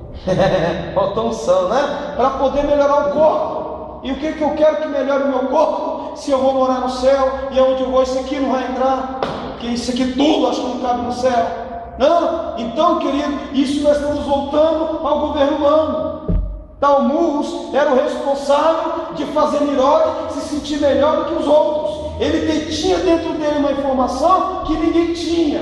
Por que o xamã, por que o pajé da tribos indígenas, eles são conceituados? Por que o pai de santo ou o pastor é conceituado? Porque eles detêm uma informação que muita gente não detém, o que tornam eles diferentes dos outros. E com isso vem a vaidade do governo humano. Não, eu sou pastor dessa igreja. Não, eu detenho informação. Não, Deus me deu a unção. Não, Deus me fez isso. E aí nós vamos vendo isso acontecer, voltando à velha torre de Babel, onde Talmuz hoje não tem dificuldade nenhuma em entrar dentro de uma igreja e disseminar de novo a Babel dos nossos tempos.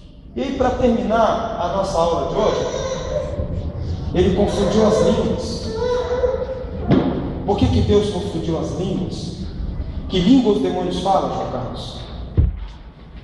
Que língua eles falam? Boa pergunta, pastor. Já que me ensinaram que quando eu falo línguas, ouro, cama, cheio, andanébias, eu estou falando a língua dos anjos. Já me falaram isso, e eu tinha que acreditar. Eu falava, então os anjos falam assim, desse jeito estranho, esquisito, não é?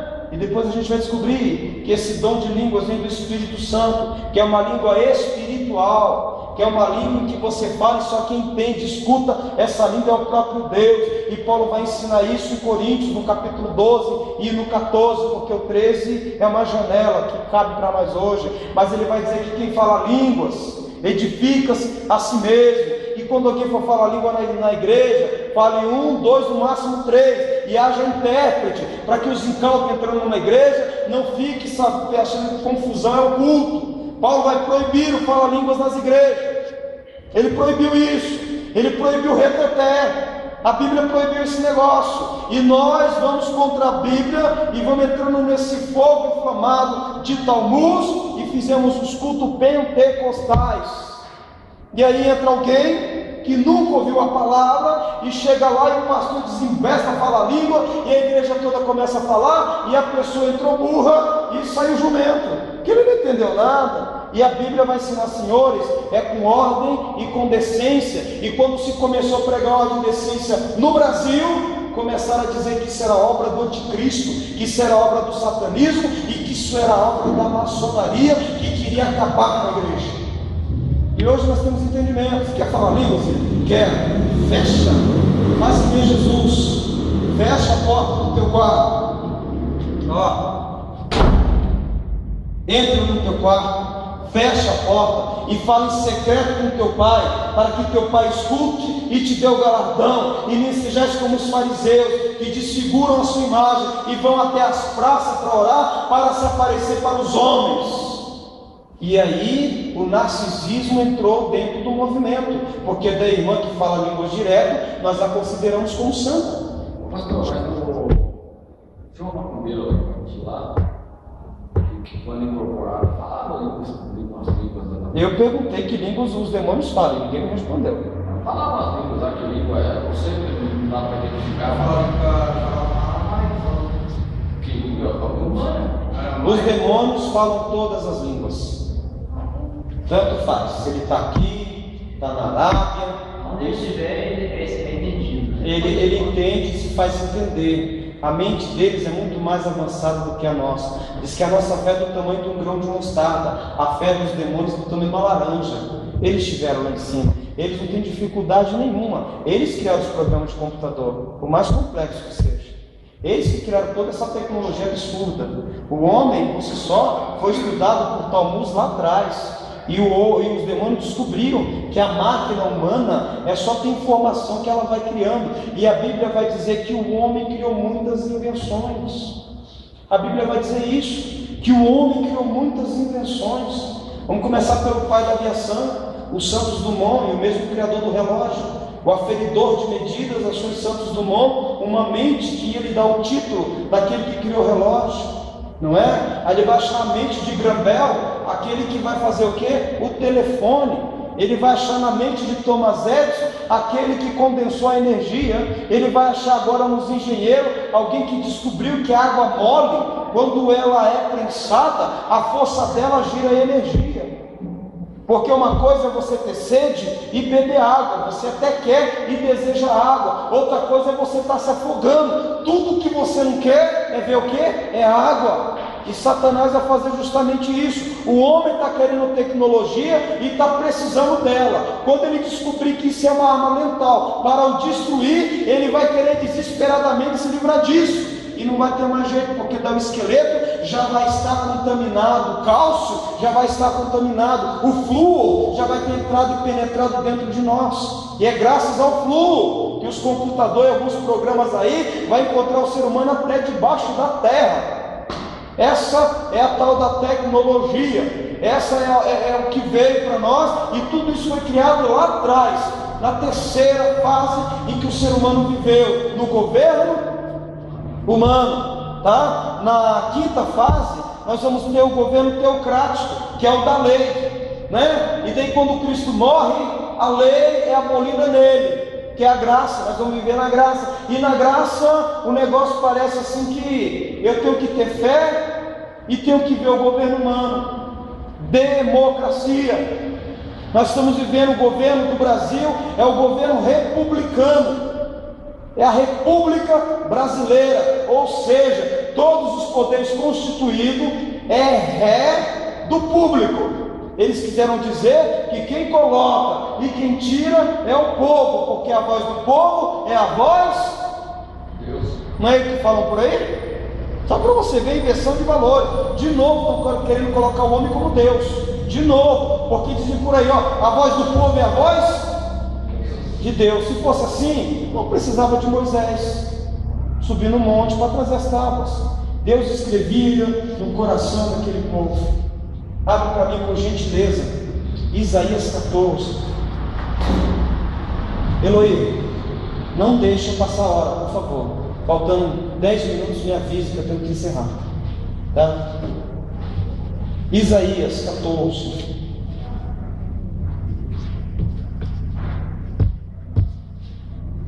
Isaías 14, vamos ler o versículo 5 a seguir. Interessantíssimo.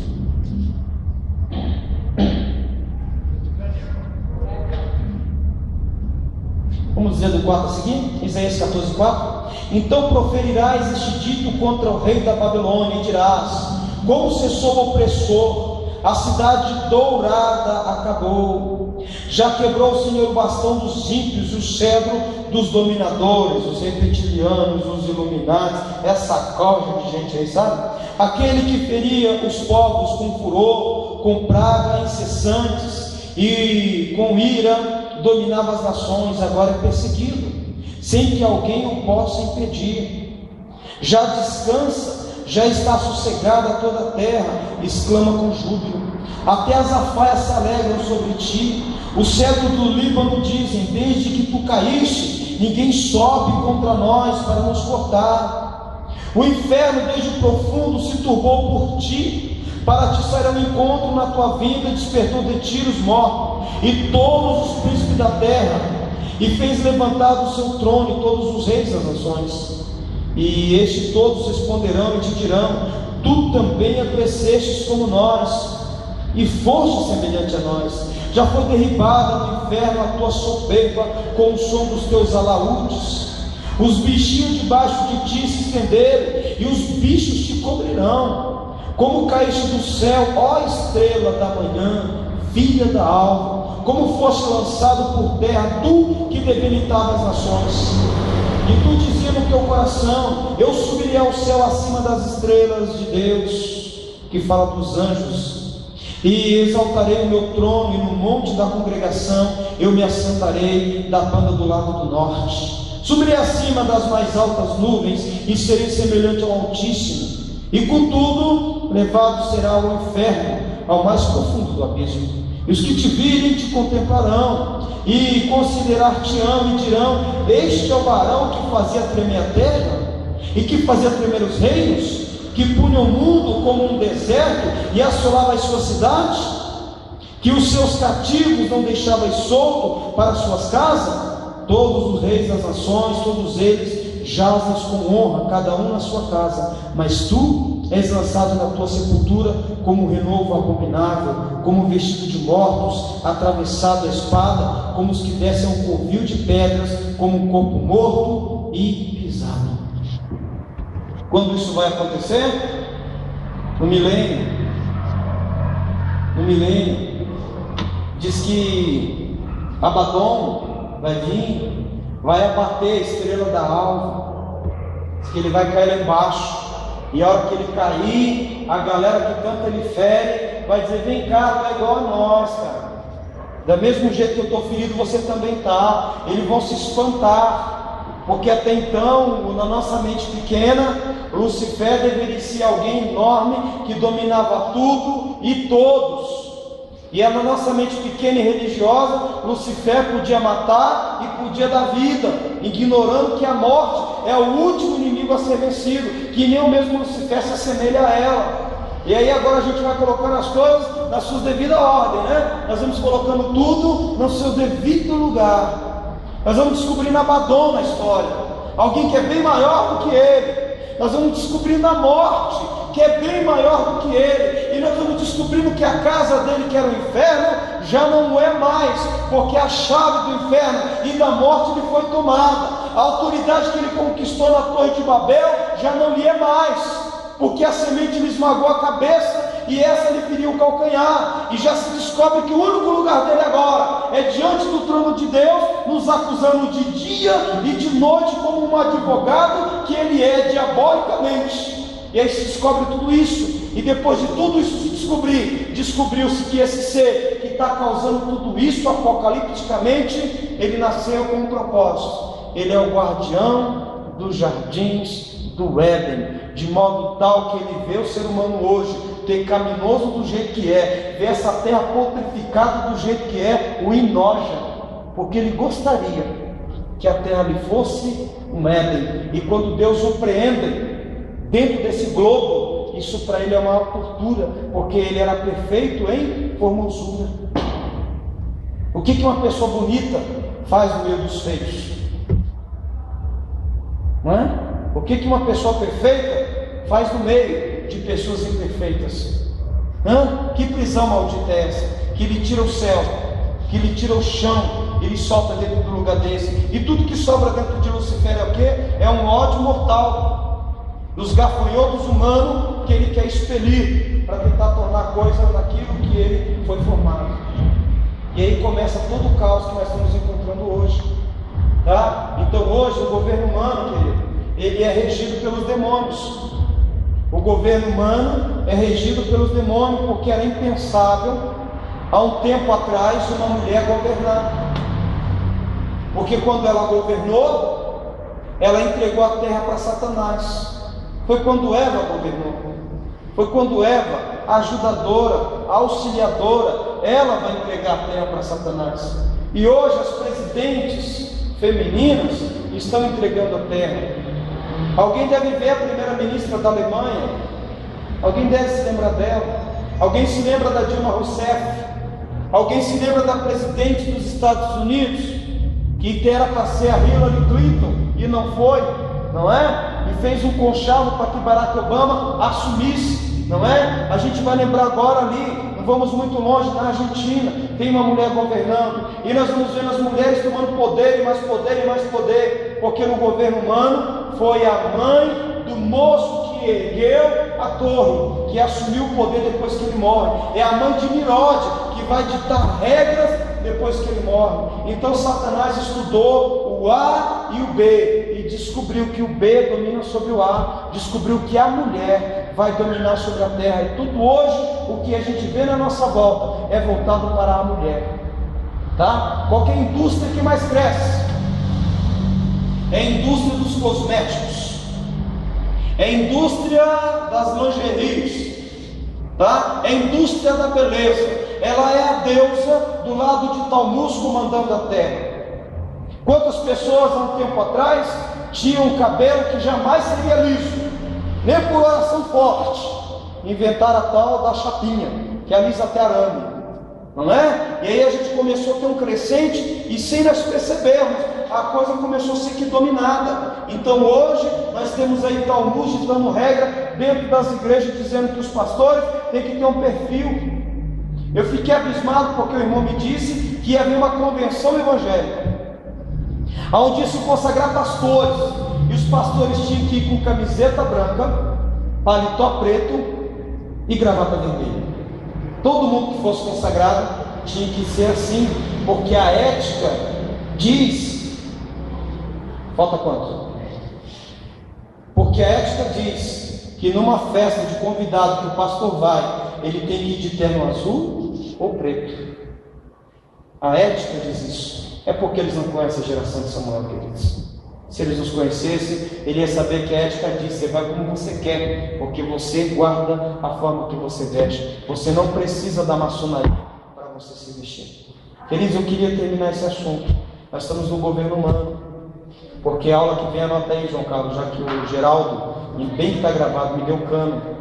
Anota aí a aula que vem, nós vamos falar justamente sobre o governo patriarcal, o conflito dos poderes. Governo humano, quem ditou regras no governo humano foi um demônio chamado Tammuz. Ele assumiu essa... Eu tenho uma dúvida sobre a aula. Eu falo várias vezes de Lúcifer, né, onde ele estava, Satanás estava. Eu não entendi assim a ordem, porque ele era maestro temporal que adorava a Deus, e depois foi falado que ele estava guardando o Éden. Então, qual que é antes do que qual que é a ordem? Ele nasceu para guardar. Ele foi criado para estar no Éden. Para guardar o Éden. E o Éden era regido por música. A defesa dele era música. A defesa dele era música. Quer ver uma coisa? Se eu parar o carro ali, olha bem, eu levantar o som do carro, ele tiver uma potência razoável, você não fica aqui dentro, porque os seus ouvidos não aguentam. Não é a música em si, mas é o barulho que ela ocasiona. Ele guardava o Éden com a musicalidade. Era uma arma de defesa. Uma das armas mais poderosas da igreja é o louvor. Isso é uma arma de defesa. Só para você entender como é que se guarda algumas coisas. Para você entender, ele nasceu para guardar uma determinada coisa, e a arma que ele tinha era o louvor. E portanto ele está na presença do trono. Era o lugar mais ideal que tinha, porque alguém para chegar no trono tinha que passar pela barreira musical que ele criava. Mas não foi depois que ele voltou para cá? Não. Daí agora eu não guardava, né, de moeda com a espada. Não. A música falhou, Deus liberou a espada. Quando a arma de adoração música falha, Deus libera a espada. A espada não foi liberada a Êxodo. Era para ter uma musicalidade capacidade de guardá-lo. Por que Deus quer que nós adoramos Ele? Porque qual é o poder de você começar a cantar para Deus? O que isso emana lá em cima? Isso é arma de defesa. Nós vamos descobrir que a Jerusalém vai ser cercada de música e de sons. Isso é uma arma de defesa. Por que Deus deu voz para a gente? Por que os animais cantam? Por que todos os animais adoram a Deus? Porque todos os sons adoram o Senhor. Porque isso é uma arma de defesa. Lucifer, quando ele nasceu, ele era o único portador de uma das maiores armas do céu, que além da espada, que além da batalha mano a mano, ele tinha uma defesa chamada o quê? Música. E quando a música falhou, liberou-se a espada em torno do Éden, da árvore da vida. E quando a música falha, se libera a espada. Quando a adoração da igreja não funciona mais, vem a correção e vem a disciplina. Só para vocês entenderem melhor. Essa aqui é uma aula que eu gostaria de entender bem nesse ponto nevrálgico. Anota aí, João, para a gente falar a aula que vem. Quando a música falha, a espada volta. Alguma dúvida ainda, Eloy? Ele nasceu com uma arma. E a arma que ele tinha qual que era? A música. Bem, foi tocando uma música que alguém foi seduzido. Foi você tocando um violão que alguém gostou daquilo. A música é uma arma poderosa. Sim, pastor. Mas é por isso, então, que até hoje ele trabalha através da música para influenciar. É que é a única arma que ele tem. É a única arma que ele tem. Esses dias atrás eu estava assistindo no canal do TV a Cabo, que tem um canal que faz aquelas novelas repetidas, Viva, e estava passando aquela novela Vamp, que passou, quem tem trintinha, já lembra dela? Lembra da Vamp, né? E eu estava assistindo e eu fiquei horrorizada, porque na época que passava, eu quando era criança assistia tudo que vinha vendo, minha mãe não tinha noção das coisas. Certo. E um vampiro lá, destruído pelo diabo, falou que ele ia dominar o Brasil e ele ia entrar com a música pop e o satanismo ia ser mais que crescer a partir daquele momento. Ele falou isso na novela. E eu assistia uma novela quando era criança, mas é óbvio, eu não lembrava dessas coisas. E eu fiquei assim, espantado. O Brasil cantou uma arma de defesa, levantou poeira. Vocês lembram? Na Copa do Mundo. Por que foi escolhida essa música? Repete, Senhora. Por que o jogador de futebol tem que ter o número 11? Por que é número 11? Porque tudo leva a 11. Não, pelo amor de Deus. É uma hora para se falar, tá bom? Eu ia chegar nesse ponto nevrálgico de falar para você o que o Satanás usa como arma de defesa e arma de ataque. É música. É o que ele mais usa. Não se aluguem. O mundo é feito de sons. Se nós tivéssemos um ouvido um pouquinho mais apurado, à noite nós escutaríamos o barulho da grama crescendo. E diz que aquele barulho é ensurdecedor para a surdina. Por isso que elas vão para debaixo da terra. Tá? Queria que vocês ficassem de pé. Quero orar. Quero agradecer porque hoje foi realmente bom. Amém? Foi algo assim que nos acrescentou. Tá? E eu queria que vocês, em nome de Jesus, orassem. Nós estamos agora num período de crescimento. E que nós crescemos sem o narcisismo na nossa vida.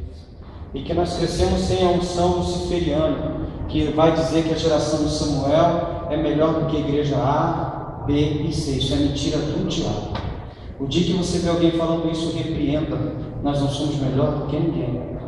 A Deus é Amor, a Assembleia de Deus e tantas outras igrejas, elas fazem parte do corpo que vai morar no mesmo Espírito. Amém? É que a mão faz uma coisa, o pé faz outra, tá? E quem sabe Deus nos escolheu para ser uma cabeça, para ser um olho, para ser um nariz, ou para ser uma boca. Amém? Vamos orar? Senhor, eu quero agradecer pela aula, Deus. Quero agradecer por você, amigo Espírito Santo, que veio, que bom. Veio uma alma falar aqui na porta que virá, Deus. Eu quero liberar uma palavra, que ela vem mesmo, Senhor. Se o Senhor a trouxe nessa porta, o Senhor sabe que é resposta de oração. Nós estamos voltados, Senhor, por tanger. Nós estamos voltados, Senhor, para colocar as almas no aprisco, Deus, e nos dê condição de entender a Tua palavra. Que o governo humano, Pai, não possa nos governar, mas que o governo teocrático esteja dentro do nosso coração. independente se colocaram o domingo como dia de folga, independente se colocaram, Senhor, datas festivas, e algum de nós tem que respeitar essas datas, porque não tem outra coisa a não fazer. Mas nos ajuda, Pai, acima de tudo, ter a humildade. É o que nós estamos precisando, para nós não cairmos no encontro do laço do diabo, para que essa unção maldita, narcisista, não nos alcance. Pai, o governo humano trouxe todas as tragédias apocalípticas para poder nos destruir, Pai. Ao longo que nós vamos caminhando dentro da Tua Palavra, nós vamos aprendendo e nós vamos crescendo, Deus, porque tudo isso o Senhor vai nos ensinar. Eu quero Te agradecer pela vida dos pastores, das pastoras, os evangelistas, profeta, mestre, apóstolo, doutores que estão aqui, Senhor, nos ouvindo. Nos ajuda e abençoa quem ouvir esse vídeo. Seja abençoado nesse momento. Deus começa a quebrar as cadeias que prendem essa pessoa. Abre a mente dele, porque ele tem um chamado profundo. Ele está escutando essa palavra, porque o Senhor preparou esse dia e essa é a hora para ele ouvir. Eu quero profetizar na tua vida. Deus vai te usar com poder e grande glória. Deus vai derramar sobre você uma unção maravilhosa de conhecimento e de sabedoria, baseado na humildade de Cristo. Então, no nome do Senhor, eu quero abençoar você que me escuta. Eu quero abençoar você que está me ouvindo nesse áudio, para que o nome do Senhor seja glorificado agora na tua vida. Eu quebro as cadeias que está sobre você, eu arranco esse laço que está sobre a tua vida. Eu quero destruir toda a maldição que se levantou, que não deixa você ir. Eu quero quebrar o cetro do dominador que te dominava e te digo: levanta, coloca em pé, porque Deus conta contigo. É assim que eu oro e eu abençoo a vida de quem está me ouvindo, em nome do Pai, do Filho e do Espírito Santo de Deus. Amém? Cumprimenta esse profeta do teu lado em nome de Jesus.